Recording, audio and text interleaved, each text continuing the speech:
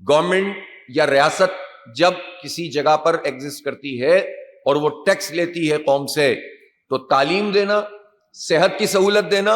اور امن دینا اور بنیادی یوٹیلیٹیز دینا، یہ ریاست کی ذمہ داری ہوتی ہے۔ تو آپ مجھے بتائیں کہ اس وقت پاکستان میں یہ ریاست اور حکومت یہ کام کر رہی ہے؟ یہ تعلیم کی سہولت پاکستان کے تمام غریب اور مڈل کلاس اور اپر کلاس لوگوں کو کیا ایک سہولت حاصل ہے؟ یہ طبقاتی نظام تعلیم ہے، جتنے پیسے انویسٹ کرو گے اتنی اچھی تعلیم ملے گی، اور اگر نہیں کرو گے تو نہیں ملے گی۔ اس طبقاتی نظامی تعلیم کی موجودگی میں اگر کوئی سرکاری اسکول موجود ہے اور ان میں کوئی سہولت موجود ہے، تو اب گورنمنٹ یہ چاہتی ہے کہ آہستہ آہستہ اپنی اس ذمہ داری کو بھی اپنے سے ہٹا دیں، اور یہ خوشنما نعروں کے ساتھ آتے ہیں اور کہتے ہیں ہم پرائیویٹ تھوڑی کر رہے ہیں، ہم تو پبلک پرائیویٹ پارٹنرشپ کے تحت 13,000 اسکولوں کو پہلے مرحلے میں اور بالآخر یہ 30,000 اسکولوں کو یہاں پنجاب میں یہ پرائیویٹ سیکٹر کے حوالے کریں گے۔ اس کو کہتے ہیں پبلک پرائیویٹ پارٹنرشپ، لیکن در حقیقت یہ تعلیم کے پورے معاملے سے جان چھڑانے والی بات ہے۔ میں پوچھنا چاہتا ہوں 1985 سے نون لیگ کی حکومت ہے یہاں صوبہ پنجاب میں، یہ 6,000 اسکول ایسے کیوں ہیں کہ جہاں پر ایک ٹیچر موجود ہو، جہاں انرولمنٹ نہ ہوتی ہو؟ یہ 13,000 اسکول کون سے آئیڈینٹیفائی کیے ہیں جس کے بارے میں آپ کہتے ہیں کہ یہ چونکہ یعنی جس طرح صنعت ہوتی ہے اس طرح سے یہ بیمار صنعت ہے، لہٰذا ہم اس کو کسی اور کے حوالے کریں گے؟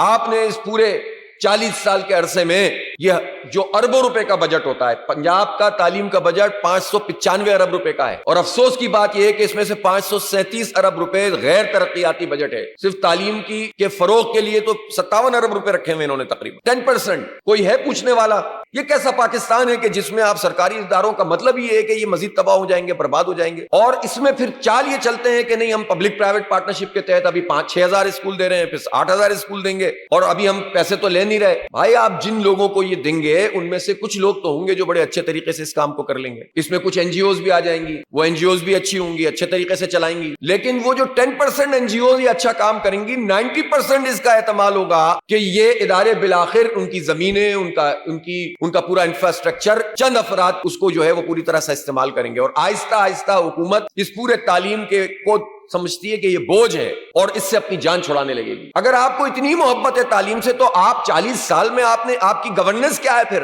کہ آپ ان تعلیمی اداروں کو چلا نہیں سکے، آپ اس انفراسٹرکچر کو یوز نہیں کر سکے، آپ بچوں کو تعلیم نہیں دے سکے، آپ ٹیچرز کی ٹریننگ نہیں کر سکے، آپ سرکاری اسکولوں میں انرولمنٹ نہیں کرا سکے، تو یہ پورا اسٹرکچر کیا کر رہا ہے آپ کا؟ یہ 90% اور 537 ارب روپے کے غیر ترقیاتی اخراجات میں تو اس پورے عملے کی تنخواہیں بھی ہیں نا۔ تو جو حکومت اپنے ماتحت اداروں کی گورننس نہ کر سکے، وہ مانیٹرنگ کیسے کرے گی ان لوگوں کی کہ جن کو آپ تعلیمی ادارہ دے دیں گے ٹھیکے پہ؟ تو اس لیے 5-10% چیزوں کو سامنے رکھ کر آپ 90% ہمارے پورے تعلیمی جو معاملات ہیں اس سے دستبردار نہیں ہو سکتے، اور یہ حکومت کسٹوڈین ہوتی ہے عوام کی، حکومت کی ذمہ داری ہے کہ وہ یہ کام کرے، بیچ دینا اس کی ذمہ داری نہیں ہے، دوسروں کے حوالے کر دینا اس کی ذمہ داری نہیں ہے، تو یہ کسی صورت میں بھی قبول نہیں کیا جائے گا۔ کیا زرداری صاحب اور بلاول صاحب اپنے خاندان کے، اپنی پارٹی کے لوگوں میں سے کسی آدمی کو سندھ کے کسی ایک سرکاری اسکول میں پڑھوا سکتے ہیں؟ یہ مریم نواز صاحبہ اپنے خاندان کے کسی بچے کو پنجاب کے کسی سرکاری اسکول میں پڑھوا سکتی ہیں؟ یہ بتائیں نا، یہ لوگ یہ 40 سال سے حکومت، 50 سال سے حکومت کرنے والے لوگ ہیں، ایک اسکول بھی ایسا نہیں بنا سکیں، تو آپ اندازہ لگائیے قوم کے بچوں کے ساتھ کیا سلوک کرتے ہیں۔ اس لیے اس تعلیم کے مسئلے کو ہم اپنی پرائرٹی سمجھتے ہیں، اور اس کے لیے ہم قوم کے